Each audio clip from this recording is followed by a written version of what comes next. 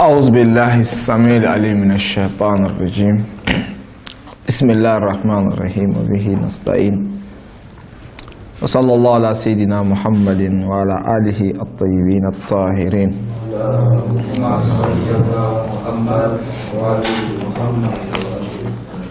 رب اشرح لي صدري ويسر لي أمري واحلل عقدة من لساني يفقه قولي اللهم صل وسلم وزد وبارك على محمد وعلى آله الطيبين الطاهرين.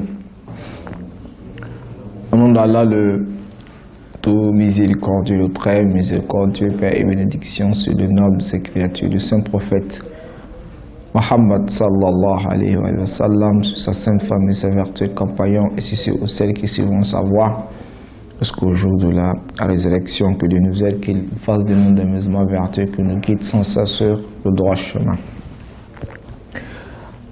Alors notre cours d'aujourd'hui se porterait sur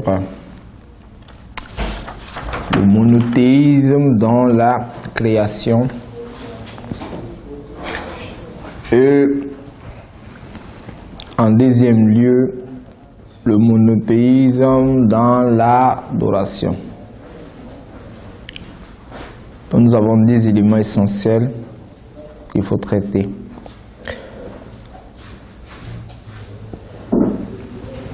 Dans les émissions ou dans notre cours précédent, nous parlions de l'unicité dans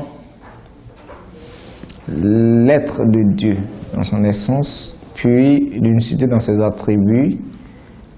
Aujourd'hui, nous allons aborder l'unicité, n'est-ce pas, dans la création et l'unicité dans l'adoration, Inch'Allah. Parlant de l'unicité de Dieu dans la création, alors qu'est-ce que réellement nous voulons en fait dire? Le musulman conscient ou l'être humain, quand il médite, il verra que dans ce bas monde, toute chose créée, que ce soit de manière directe ou de manière indirecte, cela émane de Dieu. C'est Dieu qui est l'auteur de tout ce qui se passe sur terre. Que ce soit de manière directe ou que ce soit de manière indirecte. C'est-à-dire même le fait que nous puissions marcher, le fait que nous mangeons, le fait que nous réfléchissons, réellement cela émane de Dieu. La bienfaisance que nous faisons, c'est comme si c'est Dieu qui est en train de le faire. Tout ce que nous allons entreprendre sur terre, c'est qui? Ce sont des actes d'Allah subhanahu wa ta'ala, que ce soit de manière directe ou de manière indirecte. C'est dans ce sens que les grands savants nous disent que la mu'assira fil wujudi illallah. Personne ne peut influencer le monde si ce n'est Dieu. Alors, le bienfaiteur dira que c'est Dieu qui fait le bien. Le malfaiteur également dira que c'est Dieu. Parce que l'être humain, dans son intérieur, dans son fort intérieur, n'a rien. Tout ce qu'il a vient d'Allah subhanahu wa ta'ala. Donc le monothéisme dans l'adoration voudrait dire, dans la création, voudrait dire tout ce qui se passe sur terre de manière directe ou de manière indirecte, c'est Dieu. Ce n'est pas l'être humain.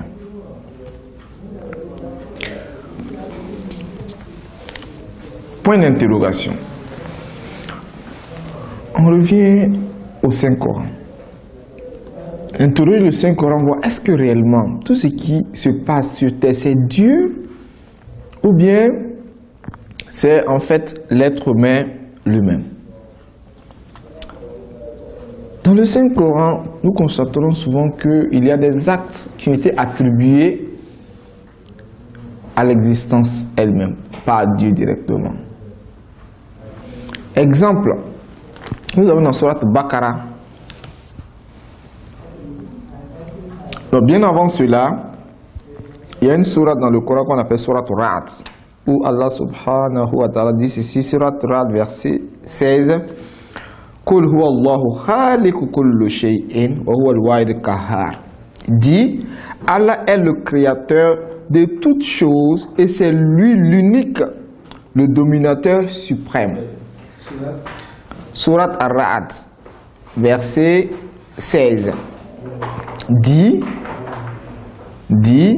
Allah est le créateur de toutes choses et c'est lui l'unique, le dominateur suprême. Alors si c'est Dieu qui crée toutes choses, il nous a créé, mais il ne nous a pas créé. Effectivement, il nous a créé. Alors, s'il nous a créé, nos actes viennent de nous-mêmes, ou bien cela ne vient pas de nous-mêmes, ça vient de Dieu, parce que notre acte aussi est une chose. Notre réflexion est une chose. Donc, tout ce que nous allons entreprendre, c'est des choses. Alors, quand c'est des choses, cela rentre sous, n'est-ce pas, la compréhension de ce verset, Dieu est le créateur de toutes choses. Alors, dans ce même Coran, nous allons constater qu'il y a des versets qui sont attribués à qui attribuent, n'est-ce pas, les causes et les effets aux êtres contingents, pas à Dieu. Surat Baqara, la vache. Wa anzala minas sama'i ma'an fa akhraja bihi minas samarati rizqan. Verset 22. Wa anzala, qui a précipité la pluie du ciel. Qui fait descendre la pluie? C'est Dieu. Qui précipite la pluie du ciel et par elle, c'est-à-dire la pluie, surgit toutes sortes de fruits pour vous. Donc, qui fait descendre la pluie? C'est Dieu. Mais quelle est la chose qui fait, comment on appelle là, sortir, n'est-ce pas, des fruits? C'est la pluie. Donc, dans le Saint-Coran, on attribue la cause des fruits à la pluie. Alors, si dans le Saint-Coran, on nous dit toute chose est attribuée à Dieu. De l'autre côté, on nous dit oui, c'est Dieu qui fait descendre la pluie. Mais est-ce que la pluie a une cause ou pas? Effectivement, on dit que la pluie est une cause, parce qu'elle est une cause du fait que il surgit, à partir de la pluie, surgit, n'est-ce pas, des fruits. Alors, comment est-ce que nous pouvons concilier ces deux propos pour que nous ne soyons pas les polythéistes, parce que polythéisme, c'est quoi? C'est de croire qu'il y a autre chose qui pourrait influencer, qui pourrait avoir des faits à l'opposé de Dieu. Alors, ici, nous trouvons que c'est Dieu qui fait toutes choses. Alors, tantôt, on attribue des actes à des créatures. Effectivement, dans les créatures. Et dans un autre verset, Allah subhanahu wa ta'ala dit Allahu khalaqakum wa ma ta'malun. C'est Dieu qui vous a créé ainsi que ce que vous entreprenez. Et tous nos actes sont créés par Dieu. Alors, comment concilier cela? Le Coran également pourrait concilier ces deux propos. Mais bien avant qu'on ne passe, n'est-ce pas, au verset coranique, nous pouvons analyser le sujet ainsi.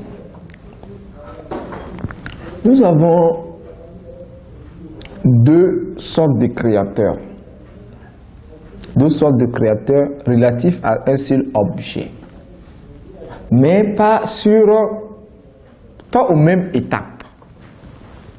Il y a un créateur qui est au plus élevé comme un degré et à l'autre qui est en sous-degré. Ils ne sont pas en fait opposés. On appelle ça en arabe al-khaliq bil-istiqlal et puis al-khaliq bil-izn. Celui qui crée de manière indépendante et celui qui crée mais de manière dépendante. L'autre est indépendant, l'autre est dépendant. Allah subhanahu wa ta'ala, dans sa création, il est indépendant. Il n'a pas besoin de qui que ce soit pour créer. Donc c'est lui qui crée. Par contre, nous avons des créatures qui créent et on dit d'elles qu'elles créent, mais elles ne créent pas d'elles-mêmes. Elles créent à partir de Dieu. Donc c'est Dieu qui leur donne le pouvoir, la capacité de pouvoir créer. La connaissance, la force, tout ce qu'ils ont émane de Dieu. Donc tout ce qu'ils ont, comme cela émane de Dieu, donc on pourrait attribuer l'acte à Dieu. Parce que c'est Dieu qui pourvoit, c'est Dieu qui donne le pouvoir. Alors lorsque Dieu te donne le pouvoir et que toi aussi tu pourvois, oui, tu ne pourvois pas de toi-même.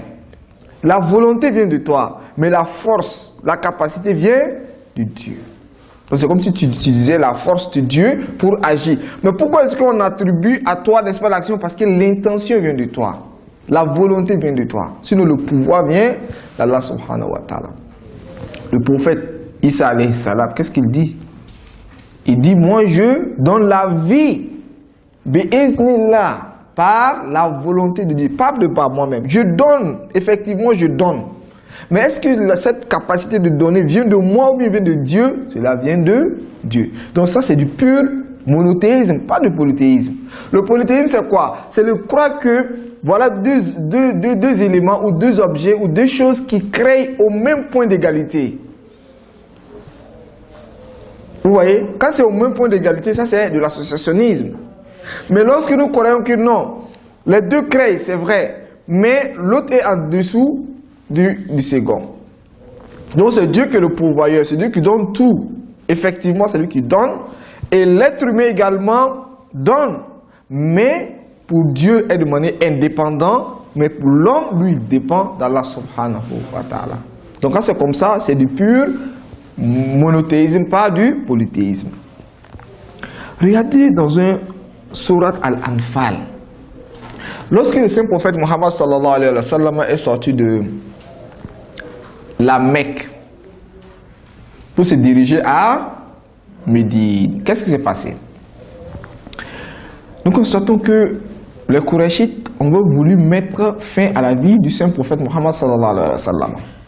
Alors, celui-ci informa son stratégie à l'imam Ali alayhi salam. Donc, durant la nuit, le saint prophète devrait sortir la Mecque pour se rendre à Médine. Alors, il demande à l'imam Ali alayhi salam de se coucher sur son lit. L'imam Ali vient, il se couche. L'histoire est un peu longue, mais ce que nous voulons ici est que on nous dit qu'un groupe de personnes a su que le saint prophète Mohammed devrait sortir. Alors qu'est-ce qu'il a fait? Il a pris un poignet de sable, il a fait des incantations et a lancé. Quand il a lancé, ça a fait endormir ceux-là même qui venaient l'attaquer. Ça les a fait endormir. Qui a lancé? C'est le prophète. Mais qu'est-ce que Dieu dit? Dieu dit, Wama ramaita. Iz ramaita, walakin Allah rama. Et lorsque tu lançais, ce n'est pas toi qui lançais, mais c'est Allah qui lançait. Qui est en train de lancer? Tout le monde voit que c'est le prophète qui est en train de lancer, c'est lui qui a lapidé. Mais Dieu dit que lorsque tu lançais, c'est pas toi, mais c'est Dieu. Oui, l'acte, c'est le prophète qui a posé l'acte. Mais effectivement, l'auteur de l'acte, c'est qui? C'est Dieu. Bref, pour dire que tout ce que l'être humain aurait sur terre émane d'Allah subhanahu wa ta'ala. Ça, c'est du monothéisme pur. Le fait qu'une personne se dise que moi, je peux entreprendre quelque chose sans que cela soit par la volonté de Dieu ou par la puissance de Dieu, c'est du pur polythéisme. Le monothéisme, c'est quoi? C'est de croire que oui, effectivement, c'est moi qui l'entreprends, mais pas de manière indépendante. Je dépends. Je dépends d'un créateur qui est Allah subhanahu wa ta'ala. Alors, si réellement c'est Dieu qui est le créateur de tout ce que nous entreprenons, donc ça veut dire quoi? Le bien et le mal est créé par Dieu. Alors, si le bien et le mal est créé par Dieu, pourquoi est-ce qu'il faut châtier un tel parce qu'il a désobéi? Et que c'est la désobéissance qui a créé, c'est Dieu. Pourquoi il faut mettre une personne au paradis? Le mal qui existe. Quelle explication est cela? Le mal existe, si ça n'existe pas, on dirait que le mal existe. Alors si ça existe, qui a créé? C'est Dieu. Pourquoi est-ce qu'il n'a pas créé seulement que le bien? Pourquoi est-ce qu'il crée le mal? Un sujet que chacun va essayer de son côté de pouvoir résoudre. Il y a un groupe de personnes qu'on appelle As-Sanawiya. As-Sanawiya, ce sont des personnes, en fait c'est une idéologie, c'est une croyance, et ils disent que Dieu est le bien, donc il ne peut pas faire le mal. Le mal existe, oui. Qui est l'auteur du mal? Il y a un Dieu du mal. Donc nous avons combien de dieux? Deux dieux. Le Dieu du mal et le Dieu du bien. Parce que le Dieu que nous connaissons, c'est un bienfaiteur. On dit Dieu est amour, Dieu est bien. Alors lorsque Dieu est bien, pourquoi? Voilà, il y a des personnes qui se basent sur ces textes-là pour prouver que Dieu n'existe pas. Dieu est mort, tout est permis. Pourquoi? Parce qu'ils se disent que Dieu est amour. Quand on demande à un religieux, Dieu, qu'est-ce qu'il dit? C'est le bienfaiteur, c'est le créateur, c'est le miséricordieux. Vous voyez, on donne tous les bons attributs. Ah, Dieu est miséricordieux, oui. Dieu est bienfaiteur, oui. Mais pourquoi souvent il y a des maladies qu'on appelle des pestes? N'est-ce pas? Récemment, on parle de la maladie, on parle d'Ebola. Il fait que les gens n'ont rien fait pour mériter la maladie, mais à chaque moment, c'est une maladie. Souvent, il y a les tremblements de terre, il y a la tsunami en Indonésie. N'est-ce pas? Alors, ceux-ci disent que Dieu, que nous connaissons, qui est le bienfaiteur, ne peut pas faire du mal. Alors, qui est l'auteur du mal? C'est le Dieu du mal. Donc, nous avons deux sortes de dieux. Il y a le Dieu du bien et, n'est-ce pas, il y a le Dieu du mal. Ça, c'est en fait une manière que d'autres ont essayé de répondre à la question.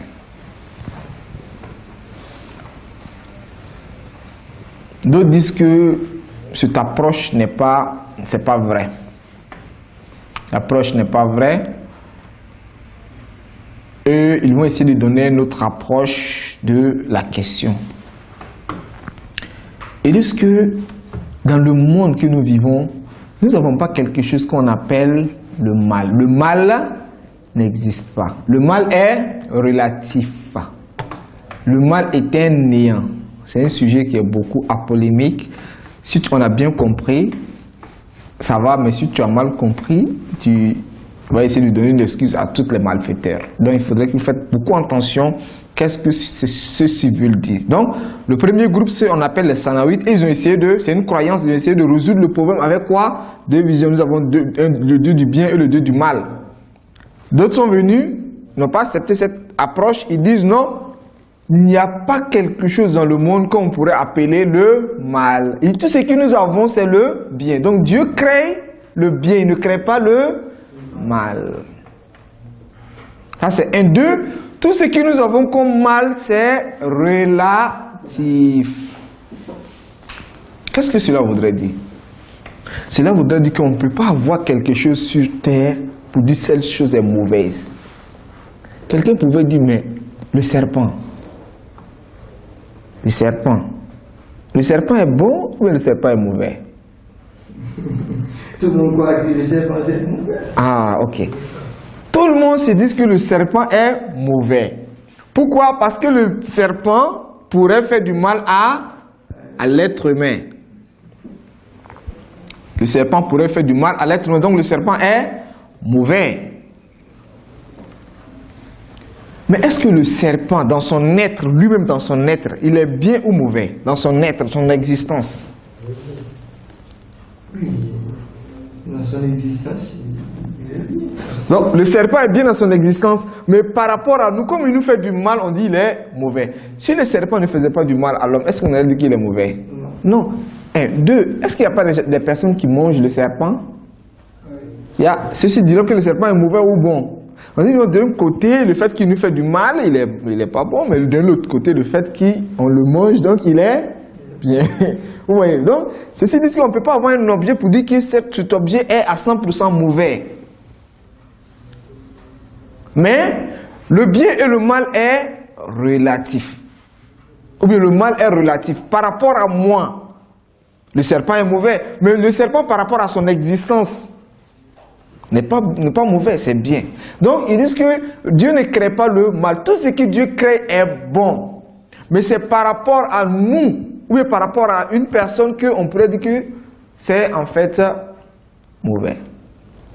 Et de deux, ils disent que le mal est néant.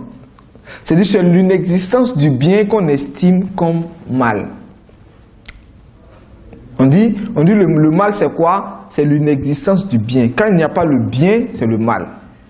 Donc ça veut dire quoi? Dieu crée le bien. Donc quand le bien n'existe pas, c'est ce que nous concevons comme étant, n'est-ce pas, le mal.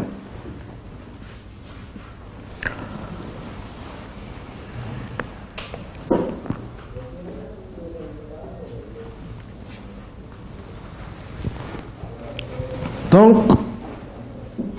je crois que cette approche pourrait essayer de résoudre le problème. Allah subhanahu wa ta'ala est le bienfaiteur, celui qui, n'est-ce pas, fait tout ce qu'on appelle le bien, c'est créé par Dieu. Le mal n'existe pas. C'est relatif. C'est-à-dire, quand on dit n'existe pas, qu'est-ce que ça veut dire? Nous voulons dire par là qu'il n'y a pas quelque chose sur terre qu'on appelle mauvais. Quelqu'un pourrait dire, mais et le Satan est mauvais ou est bien? Nous disons le Satan. Lorsque Dieu créait le Satan, est-ce qu'il a créé en tant qu'une mauvaise personne? Non. Le Satan a dévié. C'est depuis que le Satan a dévié qu'on parle du mal. Est-ce que lorsque le Dieu créait le Satan était mauvais en soi? Non. Le Satan n'était pas mauvais en soi. Mais c'est lorsqu'elle a commencé à dévier, ou il a commencé à dévier, que nous on dit non, comme il dévie, donc il est mauvais. Donc par sa nature. Donc on ne peut pas voir quelque chose sur terre, parce que créer quelque chose à 100% mauvais, à quelle utilité pour Dieu? Il crée un être à 100% elle est mauvaise. Ça a quelle utilité? Ça n'a pas d'utilité. Sinon le serpent aussi dira que l'être humain est mauvais. Est-ce que nous pouvons accepter que l'homme est mauvais de nature? L'homme n'est pas mauvais de nature. Mais est-ce qu'on n'abat pas le serpent? On n'abat le serpent parce qu'on se dit que le serpent est dangereux contre notre vie. Le serpent aussi dira que l'être humain est mauvais. Pourquoi? Parce qu'il atteint à notre vie. Alors qui est, en fait, nous dans notre monde, dit le serpent est mauvais de nature. Le serpent aussi dit dans sa vie, est-ce que nous, on est mauvais, n'est-ce pas, de nature? Alors donc vous voyez, c'est une relativité. Donc il n'y a pas quelque chose qu'on appelle mauvais. Les savants religieux, dans leur approche des choses, disent que, à supposer que nous estimons que le mal existe, parce qu'il n'y a pas quelque chose qu'on appelle le mal, mais cette compréhension morale, parce que dans la moralité, ou dans le moral, il y a des choses qu'on dit bien et des choses qu'on dit mauvais, mal, comme dans le Saint-Coran, Allah subhanahu wa ta'ala cherche protection contre ce que Dieu a créé. Ou bien,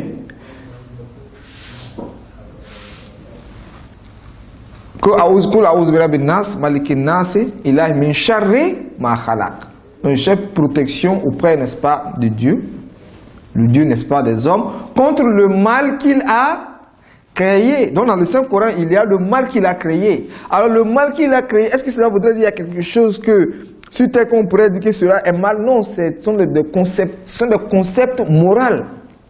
Dieu a dit dans le Saint-Coran, qu'il vous a éprouvé par le bien et par le mal. Oui, éprouvé par le bien, n'est-ce pas, eux par le mal. Donc cela ne voudrait pas dire que c'est quelque chose qui est dehors, qui a quatre pattes, ou bien deux pieds, qu'on appelle, n'est-ce pas, le mal. Ce sont des concepts moraux. Alors ces concepts moraux qui existent, bien sûr, ceux-ci disent que c'est la cause de l'être humain elle-même.